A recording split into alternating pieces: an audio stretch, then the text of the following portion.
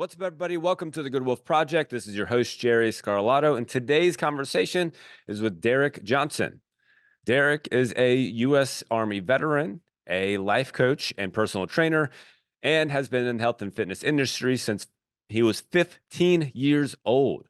Derick's now 34, so that gives you an idea of how long he's been working with people and helping them become the best versions of themselves. We talk about the dichotomy that Derick grew up in his household, his parents showing and being a certain way during the day and being a completely different way in the evening and at night. We talk about him overcoming and splitting the generational habit of becoming an addict and him deciding that that was not going to be him moving forward.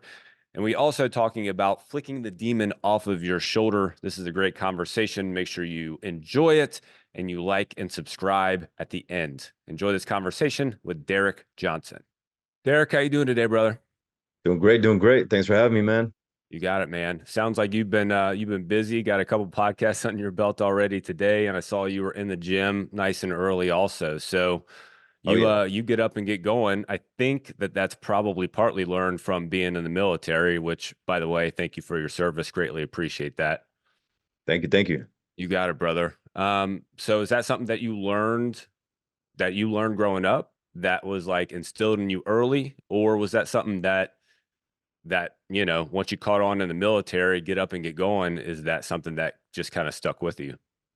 So definitely growing up, I would see my parents up at 4 and 5 exercising. My mother would do the at-home workouts or be in the swimming pool. My dad, he was Army, so he would wake up, hit the gym, go run the neighborhood or go head to formation. So it was just natural to see them up 7 days a week early. So just up and at it, exercising, and then they would start their day. They would have breakfast and then start working. So it was just always as I saw. So I don't have kids, but as you know, kids do as they see, not as they're told. So that's what I 100%. saw. So that's what I did. Yeah, dude, that's super unusual because most people see, I think people just don't, again, I don't have kids either, so I try to say like take what I'm going to say about kids with a grain of salt, right? But at Yeah, the same time, human behavior is human behavior, and if parents would just recognize that the kid is literally just watching you and doing what you're doing, if the parent would just change some of their behaviors, they may not be having the same issues that their kid's having, or their kid may exactly. not be having like the issues that they're having.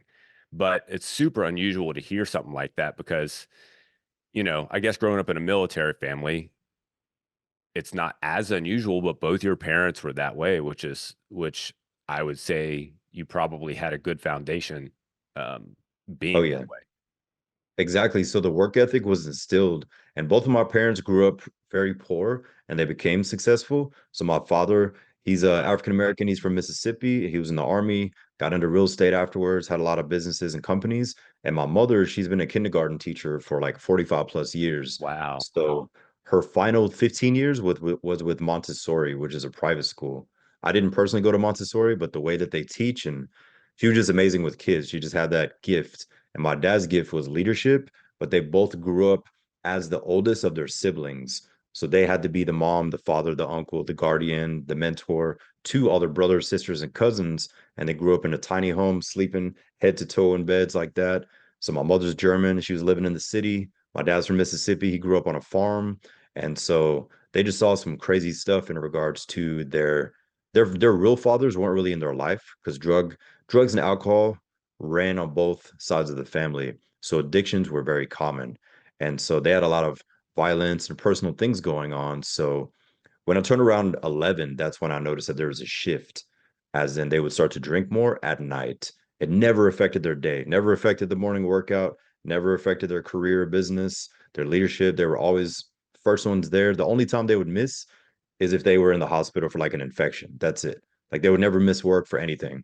But when I turned around 11, I noticed that they started to drink more at night. So between the hours of 9 p.m. to 1 a.m. And I knew that it was just masking, releasing. It had nothing to do with me. The first year is a culture shock because you're like, all right, why is stuff being broken? I'm cleaning up glass. I'm getting my ass whooped and just wild stuff. But people that grew up around addicts or alcoholics, they could relate to that. But I'm glad that it happened early because at the age of 12, I realized that they were not looking at me, they were looking through me. So essentially, they would see whoever did something to them or around them, they would start to see that person like within me, but they would be looking through my eyes. Mm, And that's what opened up the door into faith and personal development because I knew that it was something spiritual. It was not, I wasn't the problem. They weren't the problem. There's just something else going on. So before I was 15, I was already getting into Tony Robbins, Les Brown, psychology. And because I was like, I got to find a way wow. out. So fitness was my outlet Outlet. of that home life. Yeah. 12 years old, you started to recognize that in your parents. You started to recognize that they didn't see you. They weren't looking at you as the problem necessarily. They were viewing everyone else externally and looking at you and viewing it through you. How do Yeah. you, at 12 years old, like, I know, that was whatever. I'm assuming you're what, Yeah. late I'm 20s, early 34. 30s? Yeah. I'm Yeah. 34. Yeah. So 22 years ago, obviously you can't totally reflect and go, yeah, this is exactly what happened. But at 12 years old, like what gauges you, what gets you to start to even think that, hey, they're not looking at me and taking it out on me because of me. They're taking it out on me because of what's going on in their life. Do you have any So recollection? yeah, so the main shift was I was in my dad's truck. I was in the back seat. My dad was always listening to personal development stuff, reading the book. So I was surrounded by this information. And so he's playing the cassette tapes. And you're probably old enough to remember cassette tapes, but I'm in his truck, I'm in the back seat, and I'm just zoned out looking out the window. I think we're just running errands, going to the store. And he's listening to Tony Robbins cassette tape. And I'm just looking out and like thinking about whatever. And out of nowhere, all I hear is if my mother gave me the love as I wanted as a child, I wouldn't be the man I am today. Like I was zoned out, and that's the quote that I heard, and I was like, huh. And then he said it again. If my mother gave me the love I wanted as a child, I wouldn't be the man I am today. And I got chills in the Mm, back seat, and I was like, somebody is saying something, speaking to me. And I was like, okay. And then I started listening more. And then I was like, wait a minute, that's the same guy, Robbins, because I didn't know his first name at the time. And I went to my dad's, we had like a library in his office, and I saw all these books. He had like 15 of his books and all the stuff, all the tapes. And I said, okay, let me pick up one of these things. So I started reading and a lot connected to it. So his relationship with his mother was like parallel to my relationship with my mother. And I was like, holy shit, there's somebody that's doing this thing. And so Tony Robbins was definitely my step one outside of fitness because I was that very quiet kid growing up. I grew up in Germany as a child. And so before we moved to the States, when Europeans move to America, we actually watch high school American movies and we wonder, is it really like that? Cheerleader, jock, bully. And we're just like, is it really like that? Or is this just like sitcom movies stuff? And we moved to the States and 100% it was. I was getting sure thrown into the enough. locker room. I was getting stuff into the toilet. I was just like, all right, this is real stuff. Yeah. So I was getting bullied at school. This stuff was happening at home. So I honestly just got sick and tired of just being that insecure, scared little boy. I had a very bad stuttering issue. I never raised my hand in class. I just really didn't know who I was. And I said, enough is enough because the anger that I had, I knew it was going to turn into violence. And I was like, I'm not allowing myself to do that. And I'm not going to pick up a bottle, drugs, or anything else. So I got obsessed, like literally obsessed 24/7. I would just absorb information about comeback stories. Like I grew up listening to Eminem, Linkin Park, Marilyn Manson, Hmm. just any and everything, but I could relate 90s so kid. much. Yeah, exactly. And my friends were like, "Why do you listen to such dark music?" And I was like, "Ah, no, it just motivates me for my workout." Dude, I get it, man. I Yeah, totally so get it. I never told anybody what was happening at home because my parents were very popular. People knew them in different countries, and I was like, I'm not bashing their reputation because I had friends that didn't have their parents that grew up in and out of foster care that had way worse physical, psychological things happen to them. And I was like, I cannot complain. So let me flip this. So Tony Robbins, faith, and then also my workouts helped the most. And I noticed that after the workouts, I was more open to having faith in something. Because when you're in it, everybody's been there. Why me, God? Why is this happening? Do you exist? Do you not exist? Why'd you allow somebody to do that to my mom? Like I was questioning a lot of things, and we were going to church, but I've never really felt anything because I could see.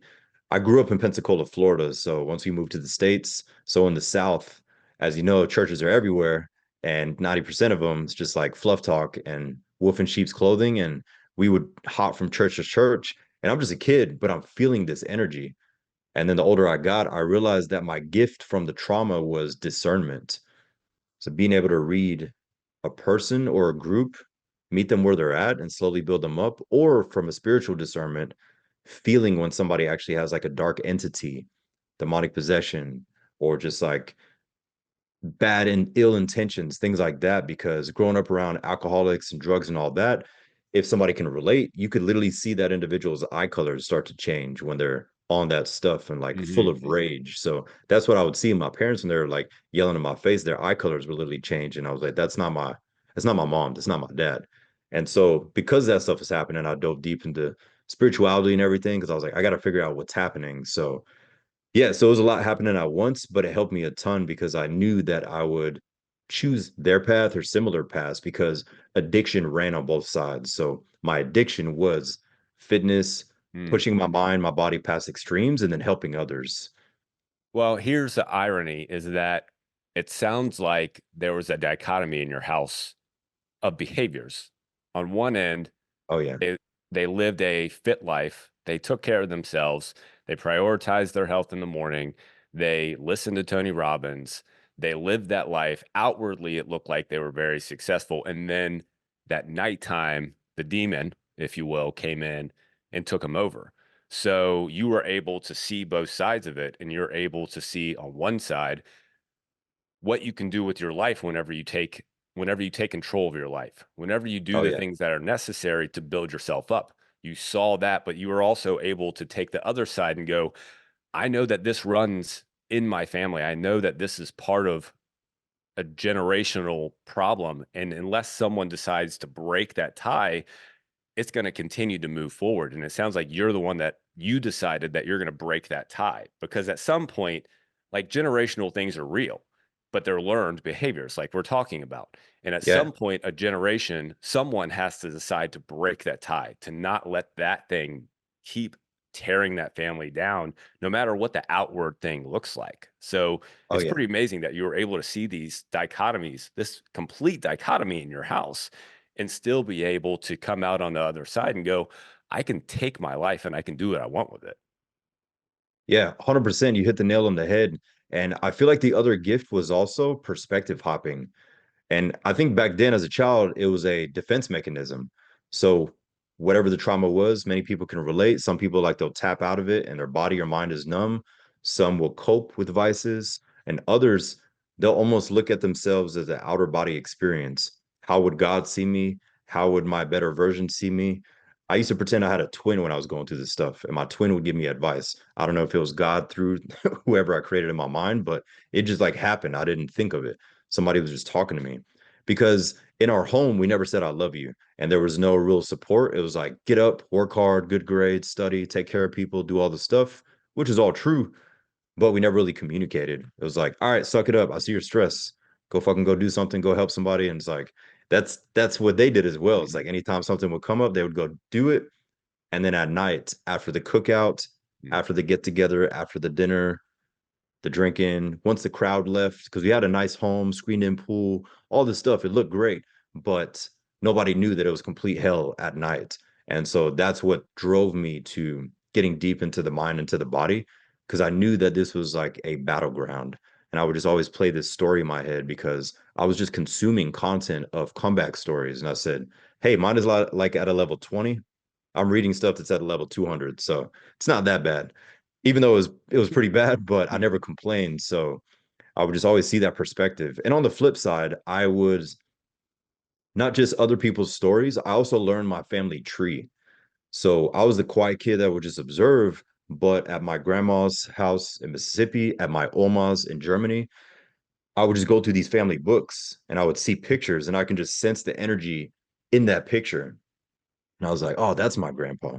And you could just see that everybody was uncomfortable when he was in the picture.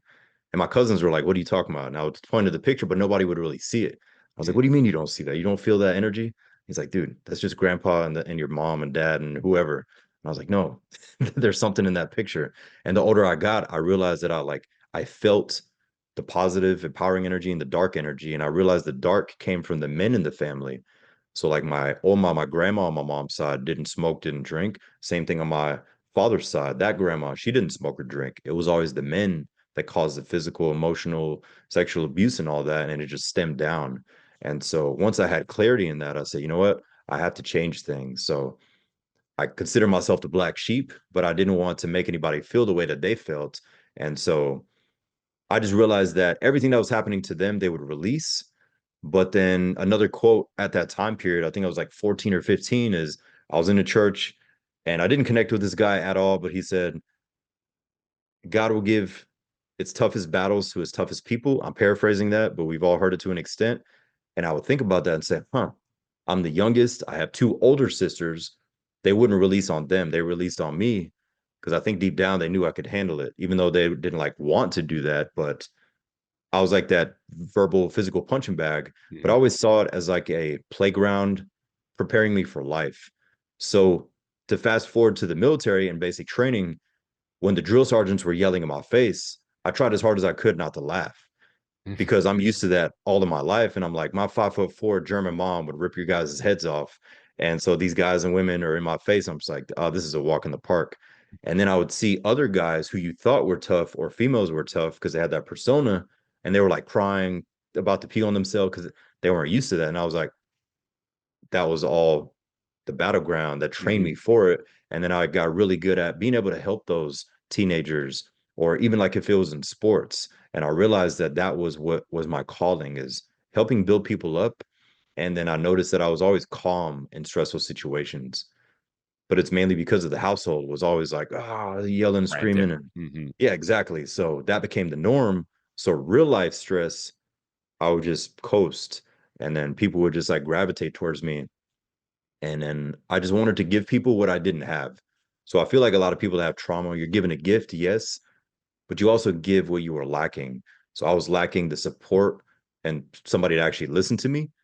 So I'm usually always an active listener to people. As that teen, I would just be sitting there, somebody would come up and just pour themselves out. And at first I was like, shit, that was a lot at once.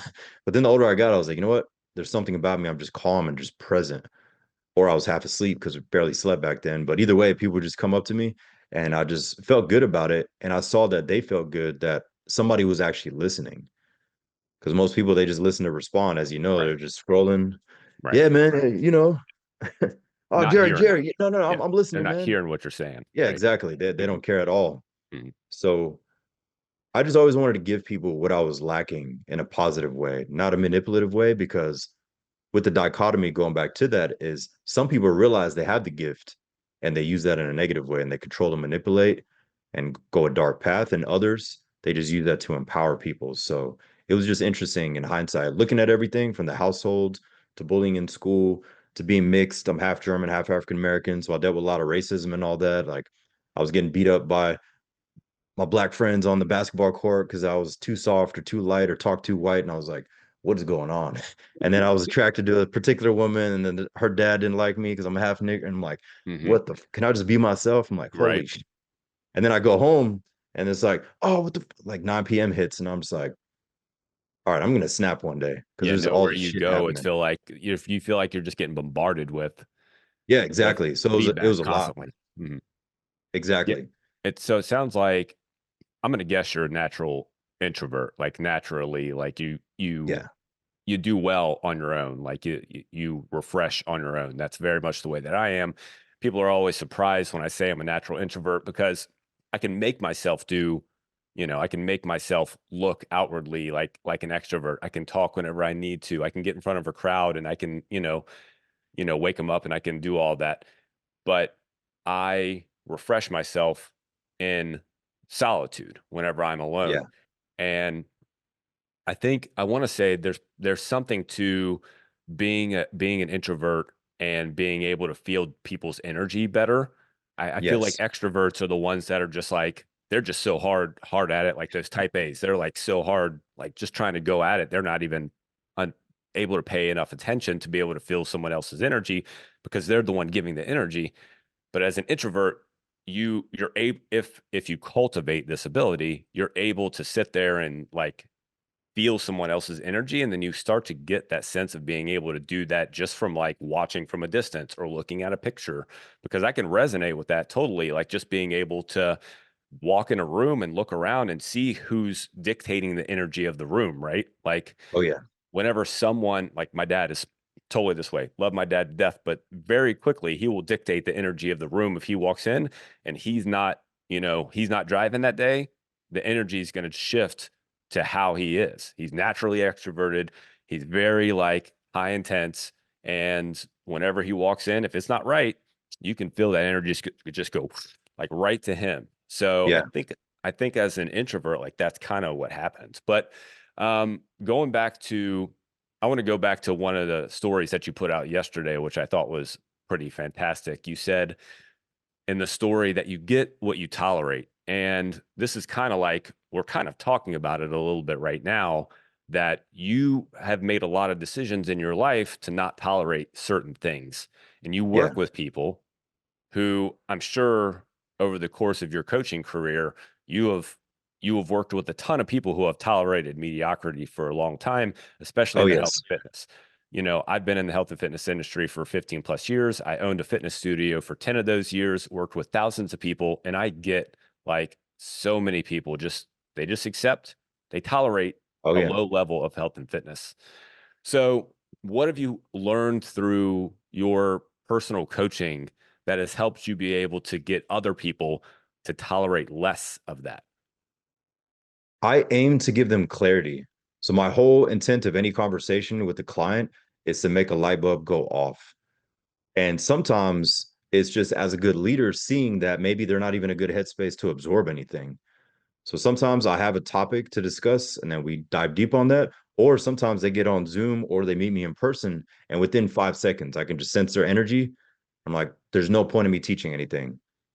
And I'm just like, hey, you know what? First 10 minutes, let's just brain dump, just let it out.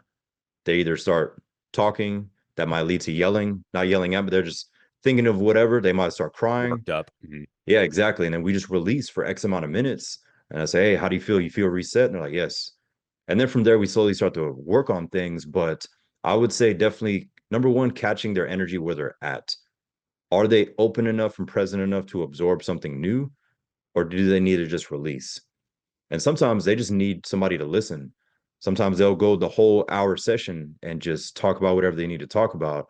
And it's my job to see that. Because if I try to teach them, they're gonna be like, oh yeah, and it's not gonna be effective at all. Then I'm just like the selfish coach that's like, no, it's my way or the highway. It's a one size fit all. It's not gonna work. And so that's number one, checking their energy. Another thing that I notice is people don't really notice their patterns until I speak up about them. So I say, hey, did you notice? So I'll cut them off sometimes. Say, hey, before we continue, did you notice that your whole body language shifted when you spoke about her or him? And they're like, and I say, yeah, when you got on, you were like this. Now you're like this, or you started like getting really fidgety. All those little things, those little cues to start paying attention to. And they're like, huh.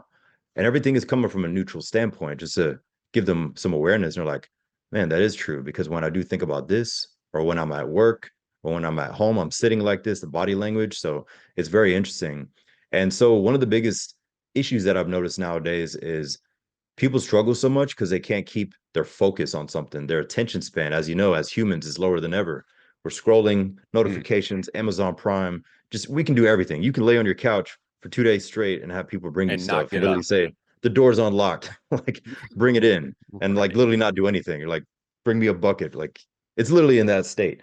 But with that being said, is people are so used to that they do have discipline and they do have patience, but they're so stuck on their past and also they don't realize how quick their mind goes to something else. Like we got a joke inside, we say squirrel. It's like that's how most people are. It's like squirrel. They're like, oh shit. And they're just Yeah. looking around, and that's how they are with their phone, with their thoughts, with their traumas. And so it's really hard to see, excuse me, it's really hard for a person to be fully in flow state, working on that thing.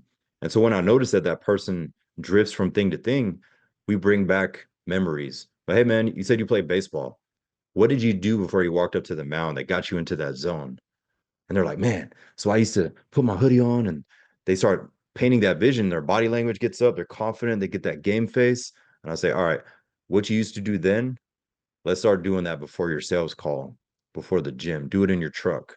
Do that before you go into a social setting. And they're like, do that, but I'm not playing. I'm like, just just try it and see what happens. 100% of the time, they show up more confident because the subconscious doesn't know, is it game time? Is it wrestling time? And it's just amazing to see. So, number one is definitely just checking their energy. Two, guiding them with things that I've noticed with their patterns, and they start to connect the dots in the bigger picture. And then one of the last ones is being present with them to see what they have clarity in and just asking good questions, because a lot of people aren't asked, and as you know, as a coach, they're not asked questions. They're just like, hey, how you doing? How's the weather where you're at? Oh, how's the Monday? They're Just another talk day, and that. it's Yeah, it's just fluff. mm, So when you actually ask them, what would make you happy in the next 2 to 3 months? If you woke up and you're brushing your teeth, looking in the mirror, what progress would you want to see? And they're just like, every time they make the face, there's like, I haven't even thought about that. And it's scary because you're like, what do you mean you haven't thought about that? Because you and I, we think of the best man that we can become inside and out, and we're always thinking of creation. But it's scary that a lot of society, they don't think about these things at all. They just have vague statements. I want to be successful, rich, and I want to change my family legacy, and I want passive income. Like they just say all these statements, but then there's there's nothing to grasp onto. It sounds mhm, good, but besides that, they can't really go deeper. So it's just various things. But the number one thing I've noticed lately is the attention span is lower. And because the attention span is lower, all these projects are at 20 and 30%. When life happens, they feel like they're overwhelmed. I can't finish. Oh, well, I'm already stressed. Let me drink with the guys. Let me watch another football game. Let me do XYZ. And they're just like running from all these unfinished projects, and they're just boiling, and they just keep masking. And then we just really try to give them awareness with that, and they start catching it, and they say, you know what, that started about 2 years ago when XYZ happened. So those are my favorite moments, seeing them have the light bulb go off, where I'm just guiding them. I don't know everything, but once they get the awareness, we both learn together and we say, okay, this is what you need more of. But that's definitely one of the most fulfilling things, because you can just see it in their eyes or their body language. And you're like, yes, it clicked. Even if we don't say it out loud to them, you mhm. just got to let them sit in it. After a couple of days, they're like, hey, I noticed this. They send you a text, and you knew they were going to text you, but you had to let them figure it out alone. And those are some of the most fulfilling things. Most definitely. I think, you hit on a really good point there about being distracted. There's a great book called Stolen Focus, which I highly recommend. He talks about basically all of the things that go into making uh, all the things that have basically built the social media platforms that we use today. Things like Yeah, infinite scroll, things like just the way that the app works. And people don't even, you don't take the time to even pay attention to that kind of thing when you're sitting there scrolling. Not that that's something you should necessarily be thinking about, but like if you recognize, excuse me, that the thing is built to keep your attention and the thing is built to distract you, then you can start to take control of it. And what people don't pay attention to is that they let their phones control them and control their lives instead of controlling their phone. You and I, we use our phones for certain things. Like we make a living through our phone to a gigantic degree, but we use yeah, it. We don't let it use us, right? We've figured out exactly. that we can use it. We can also cultivate the feed of our Instagram or of our Facebook or whatever, depending on what you watch, what you click on, who you follow. Like you can cultivate all that so that you can actually use that to better yourself, to improve yourself. And the other thing that people are missing, going back to your point of like how we're so distracted and our attention span has basically shrunk down to maybe even less than a squirrel's attention span, Yeah, exactly. that we, the connection between how we use our phone and how that translates to our life. Like the way that you use your phone is going to translate to the way that your life, you number one view life and you deal with life. If you're not able to keep your attention on something for longer than a 30-second period of time, it's not because you're too old. It's not because you're getting older. It's not because that's just the way that you are, you have ADHD. It's probably because you spend too much damn time on your phone. And making that connection is just something that would save people so much anguish, to just Exactly. recognize if you just dealt with your phone differently. Yeah. And you and I are in a generation where we're probably the last generation that will Oh, yeah. really know what it was like to not have phones, right? Exactly. Like I didn't have a phone until I was like 15 or 16. I remember Hmm. it was a Razor, silver Razor. Then I Yeah. didn't like it. Yeah. And I got my first T-Mobile Sidekick, which like flipped up. And I was like, this is the coolest thing ever. I Yeah. got a whole keyboard.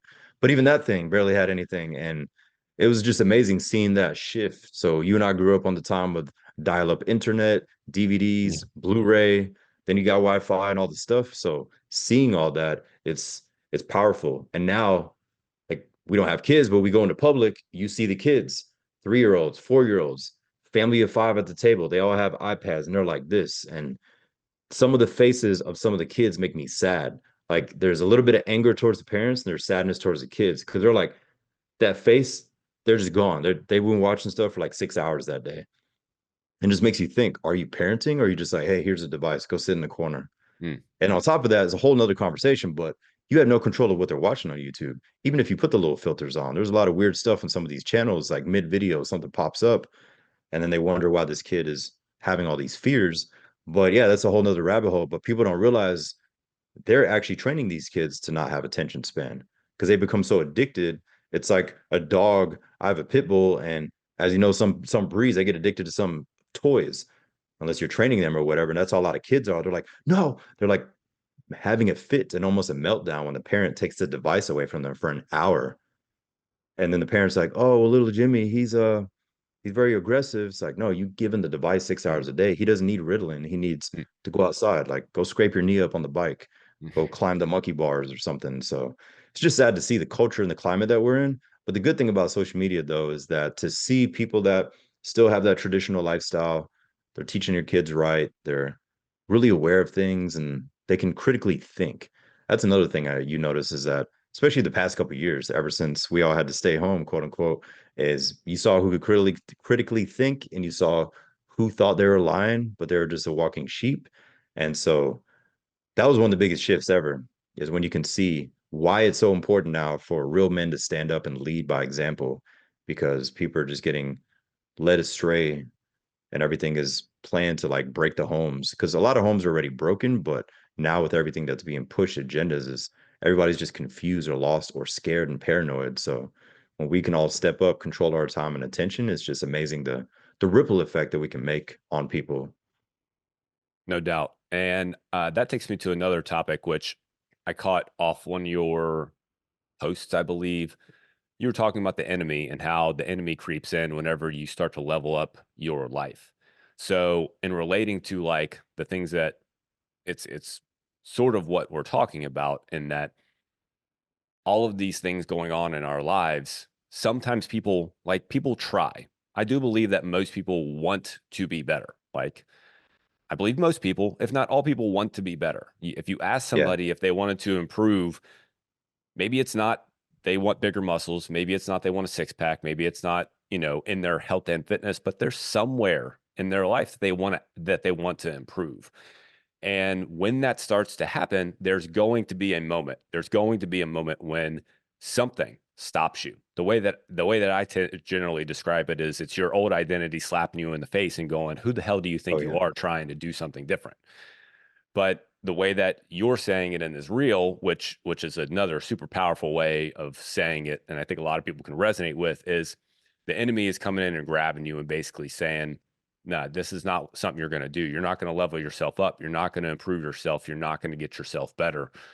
So, like, how how have you started to help? How have you started to help other people be able to recognize that moment? Because it happens to everybody and it happens at different levels. It happens right in the beginning, usually Oh around yeah. the 6 to 8 week mark. It happens another, 3 months after that.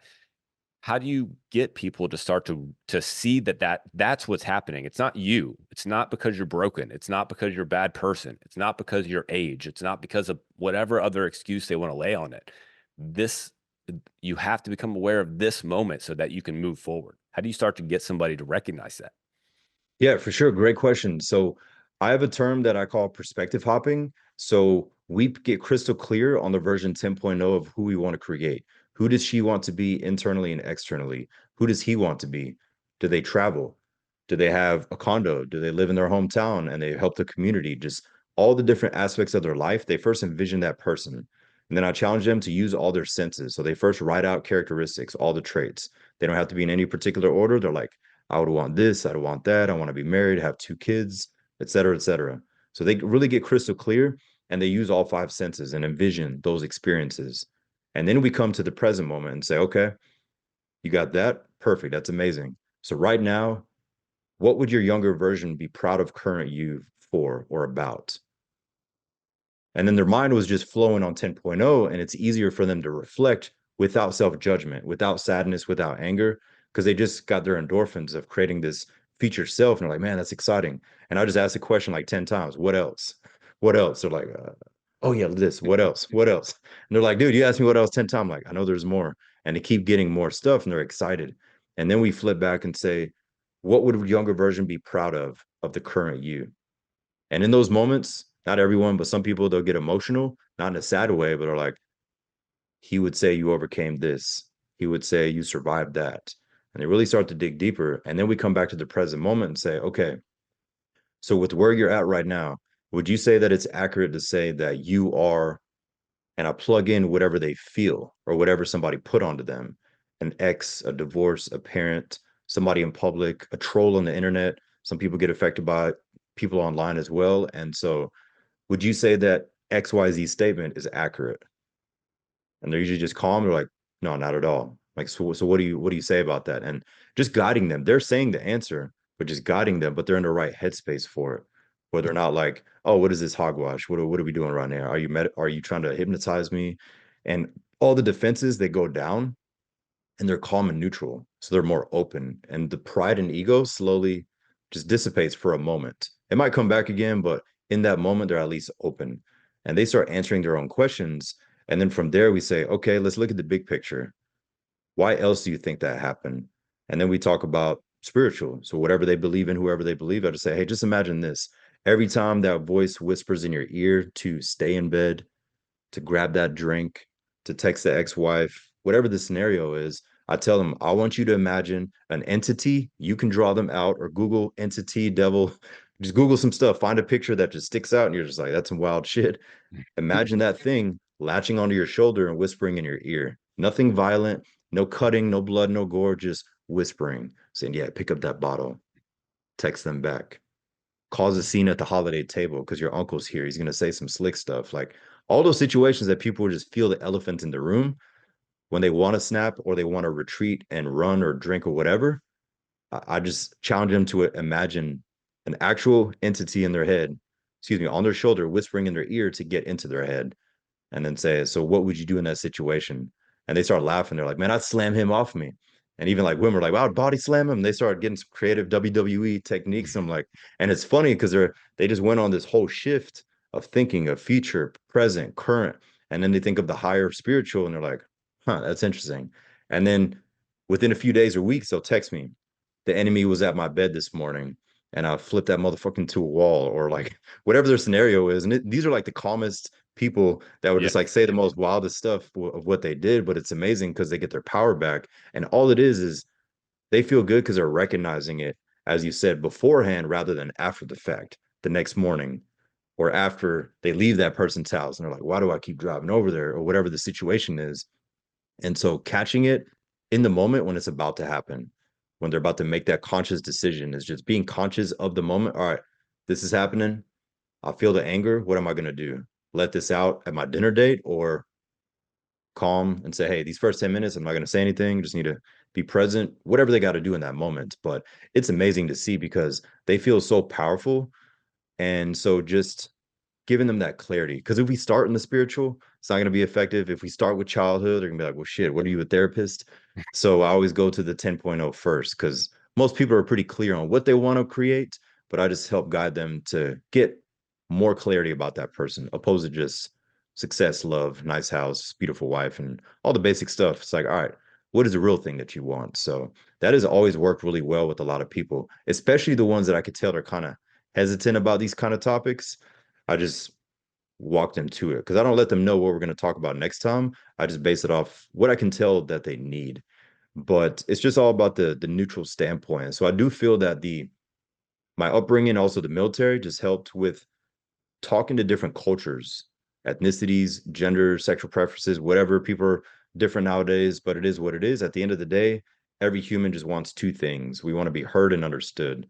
So if you and I can do that as men, as coaches, as leaders, it's just awesome because you can tell that person's like, oh wow, he's actually here. He's listening. So it's one of the best things to feel and to see. So that's one huge thing that I do is that it's called I just call it perspective hopping, where we're going from That's position to so good. position, and then Mhm. we end with the final one with the dark entity. That's so good. Perspective hopping. I I like that a lot. But yeah, I think you're right that a lot of people know, sorry, a lot of people know vaguely like what they want. Um, like we said, like you said in the beginning, like I want to lose weight, I want to get in shape, I want more money, I want XYZ.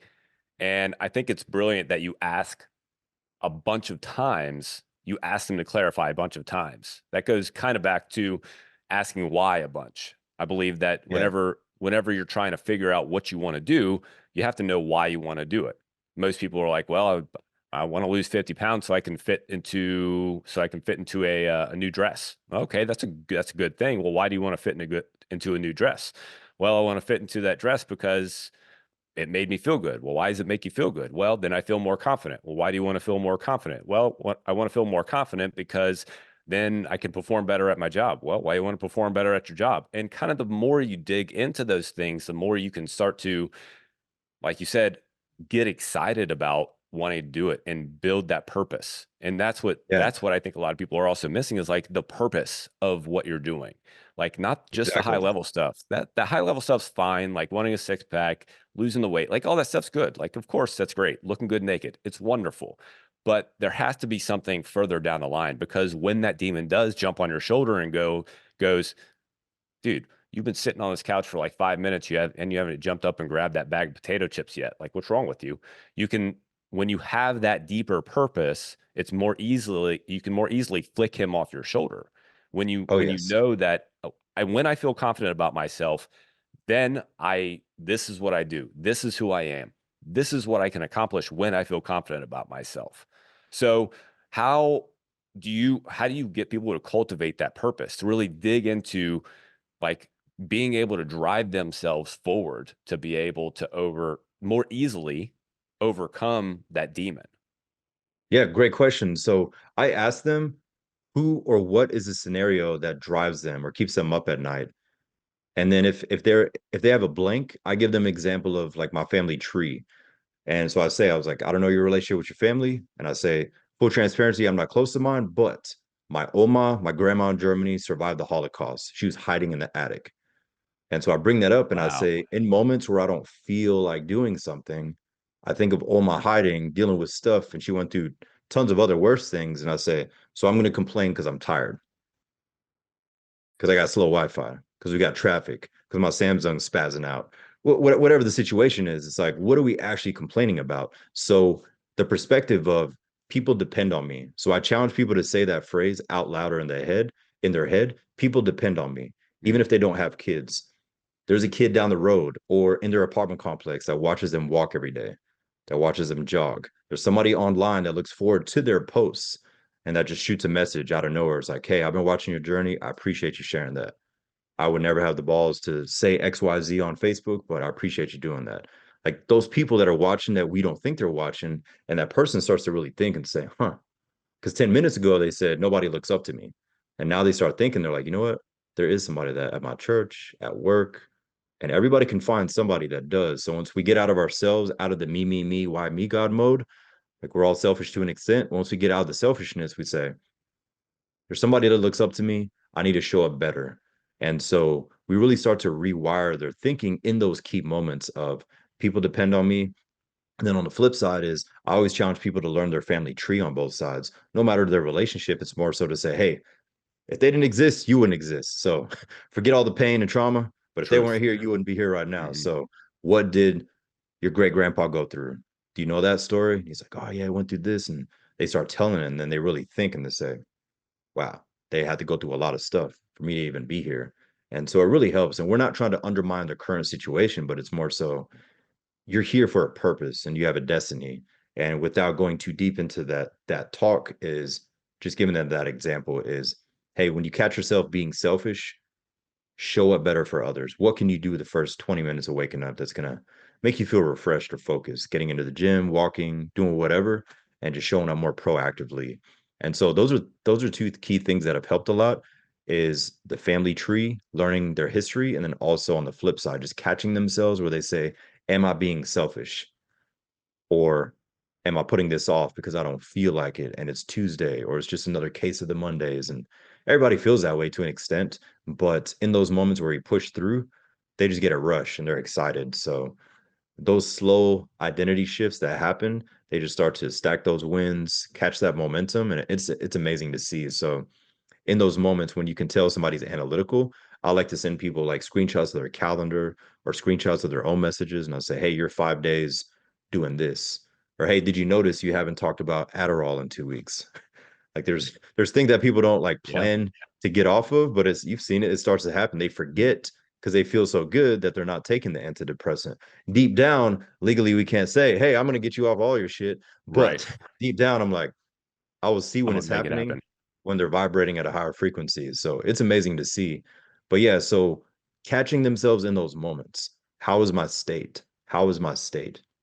Am I allowing the government, social media, somebody else, an ex, my parents in the past to control my current state? Or did I just eat like shit for 4 days and that's why I feel like shit? So we really like, is it high level or is it just like, hey, you've been bashing yourself, so it's your fault? And we just have fun with it. And then they're more open to it, opposed to like, all right, show me your trauma, show me this. Now let's get from point A to B. And they're just like, all right, you want me to completely change my life right now? It's not going to be sustainable. So I've just never really approached it that way in regards to the it's my way or the highway or the old drill sergeant. We call it the knife hand. I don't Right. approach people like that unless they need it. Occasionally, people need that stuff, but long term, it's more so that consistency and long term because most people, as you've known and as you've seen working with people, they've tried a lot of stuff, but 90% of it was unsustainable. They did some outlandish stuff for their wedding. It's like, hey, you look good in that picture, but how'd you feel afterwards? Man, I was Yeah. freaking puking. I ran to the bathroom in the hotel. I was puking. I'm like, why? Because you're on a freaking hydroxycut and freaking Adderall. Yeah, it's wild what people do, but Hydroxycut. One I haven't heard in a while.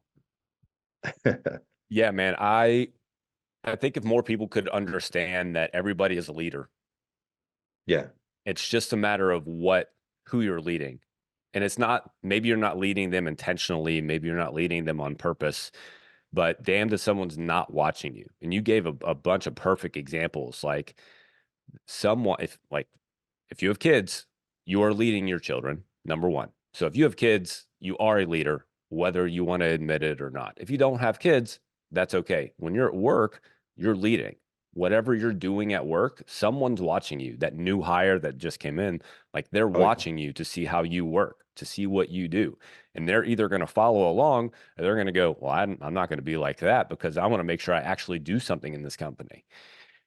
And I think you gave a good example of like, just like when you're going about your life, like if you happen to go for a walk every day, if you happen to post something every day just because you like it and it makes you smile and it makes somebody else smile, but you don't oh know yeah, that that's actually happening. Like those small things, those things matter. And like you're leading, you are you are leading somebody. The question is, are you leading them in a direction that is powering them also, or are you leading them in a direction that's also getting them lazy, fat, and unhealthy? And I think if exactly. people would just pay more attention to that and think about that a little differently, number one, they get out of their own head because that's what happens is we get in our own head, we feel sorry for ourselves, and that's how we get stuck in the position that we're in. So they'd get out of their own head and then they'd potentially actually act different and realize that this is something that has to last a lifetime and not just last the moment. Oh yeah, 100%. And you had me thinking in regards to the person that wants to make that shift. I noticed another common thing is people are scared to go deeper on what they want because they Mm, don't trust themselves. So if they didn't trust themselves to not eat sugar, to not open up the Budweiser, to not yell at their spouse, whatever their outlet or their thing is, they know they have a guilty conscience and it's kind of creeping. I call it that fajita sizzle at Chili's or Fridays. That little plate comes out. It's just like it's always just sizzling there. I'm like, what is sizzling in your mind? And they're like, yo, I want to drink so bad, or I want another cigar, or freaking text my ex-wife, like whatever somebody's feeling. And I'll say, okay, you feel that. It's good that you feel it. So How are we going to act on it? And so in the initial conversation with somebody is when you ask them, what do you want? They almost laugh when they're saying these things. If you ever notice that, yeah, I want to become wealthy, kind of become successful, and they have that tone of voice which doesn't even sound like them. They're Yeah. laughing at it, and Mhm. all it is fear and insecurity. And then it makes sense why they never go deeper because they have a guilty conscience or they just don't trust themselves because they're like, dude, I can't be consistent with anything for more than 2 days or 2 weeks. And this guy's asking me like, what is your why and where do you want to be in 2 years? And it's like, well, shit, I'm just trying to make it a Friday. I Yeah. don't know what I want. No doubt. No, that's good. But yeah, All right, brother. I think we're getting close to the end. Let me ask you one more question. Um, having worked with, how long have you been coaching? I've been a personal trainer since I was 15 and a life coach for 8 years now. Nice. When did you make that shift from in person to, I'm assuming, primarily online? So when did you make that shift to more encompassing, maybe is a better way to put it? I was in the army, so I had a lot of soldiers and friends in different countries. And I honestly just got annoyed making spreadsheets because nobody would follow them. I would use like 4 hours of my time to make stuff and nobody would ever follow it. And I was like, it's my fault. I'm making them scan their finger in this little chart. I was like, what do you mean you don't get it? So honestly, just got frustrated because I knew it would help them. And then I just started doing research and I found some platforms that I enjoy where I could make the videos. And so just try to give them clarity. So I was about I'd say 25, 26 when I started to go online and then it started fully going online. So I still train one or two people in person, but I knew that online would be better because I wouldn't just lose the demographic and I wouldn't just be caught up at the gym from 5 a.m. to freaking Hmm. 10 p.m. So I Hmm. could help more people, as you know. But yeah, the shift was definitely when I was in the army. I was satellite communications, so we could be in the middle of nowhere and connect the satellite, give everybody internet, radio, and all that, which is like 20% work and 80% you're waiting on issues. So in that time, people study, they read, some just sleep, some work out, and I was just always studying social media and trying to get my thoughts out there. And that was also my outlet. I realized that my therapy, even as a teen, I would just make videos on stuff. My family's like, why are you talking about that on the internet? I would never mention them, but I would just like express and people would just message, man, I needed that. It's like, dude, you talked about that. I went through that too. And it was just, I was being guided to speak about those things. And I just stopped having fear. But because I was doing that online and because I built a connection with people about real topics, I knew that I was onto something. I didn't know exactly what it was going to be, but I knew that I could use these platforms in a powerful way to meet real people and to show that this new influencer society with like 15 links to sell you some Gymshark shorts, it's like they're not going to change somebody's life in a deep way and generational curses. So we're here to make a massive change, not just to like look good or talk about the basic fluff. So, yeah, it was that shift in regards to helping people in a deeper way to not confuse them.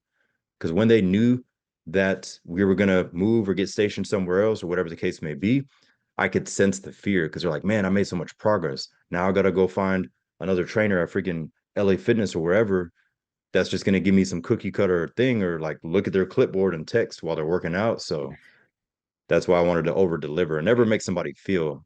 I have a saying. I say, hey, I will never be Kyle with the clipboard to you. I'll be open, honest, and blunt, but it's going to be to guide you.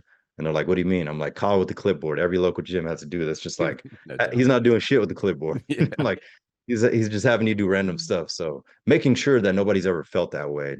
Never make somebody feel like a number. So Totally respect that. And I totally, that's why personal training can get a bad rap because there's a ton of that out there. And when I see oh it, yeah. I just want to go over and just slap homeboy in the face and say, dude, wake up. Like the impact that you Yeah. can have on this person. Just wake, just stop and just wake up. Put the phone down, just be with the person. But um, so you've been working with people since you were 15 years old. Yes. What what's one lesson that you what's the biggest lesson that you've learned working with people since you were 15 years old? What's the biggest lesson that you've learned that has helped you in your life from working with people? Is to identify that not everybody's that much different. So the person that feels like they have a unicorn scenario, we don't undermine their situation, but just slowly give them clarity. If you have the ability to make them open up, you can make massive shifts. So I want to say Tony Robbins or Zig Ziglar said it, but I'm paraphrasing. But if you can make a human feel heard and understood, you can guide them in the right direction. Some do it and manipulate, but on a positive note, is if I can make them feel heard and understood and really pay attention and feedback what they told me, it gives me clarity, it gives them clarity, and we're on the same page. And we're like, all right, we know what to work on. You came for abs, but we don't need any of the stuff we talked about earlier. You told me about bullying, you told me about XYZ. This is actually what you need. And they're like, no wonder. So I'm like, you've tried every program that exists on menshealth.com and every supplement and every diet. So it's not this stuff.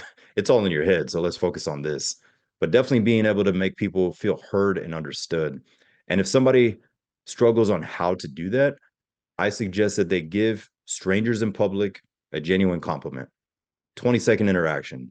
We're not hitting on people just like, hey, nice shirt, blah, blah, blah. Who's going to win the game? Or, hey, why'd you choose that pasta over that? Oh, my grandma used to make this. And having real human interactions is what everyone needs more of. Because on the receiving end, we've all had a day we felt like crap. We were angry, sad, depressed. Some old lady, some little kid, some random guy was like, hey, cracked a joke, said something. You get back to the car and you're like, I didn't realize I needed that. How did they even approach me? I'm pissed off today. And so because somebody brought us out of our zone, we can do that to others. So I just try to give people more of that. Super strong, brother. Definitely heard and understood today. Where can people find you? People can find me on social media at fitwithderek2 or fitwithderek.com. On my website, I say real people, real results, no Facetune, Photoshop, or other BS. They look the same in videos. And my goal with social media is just to plant seeds, make people think. So get into their head in a positive way where they're like, huh, I think he's talking to me. I envision an avatar or one person. I try to speak to them. Well, you definitely planted a lot of seeds today, brother. Greatly appreciate your wisdom.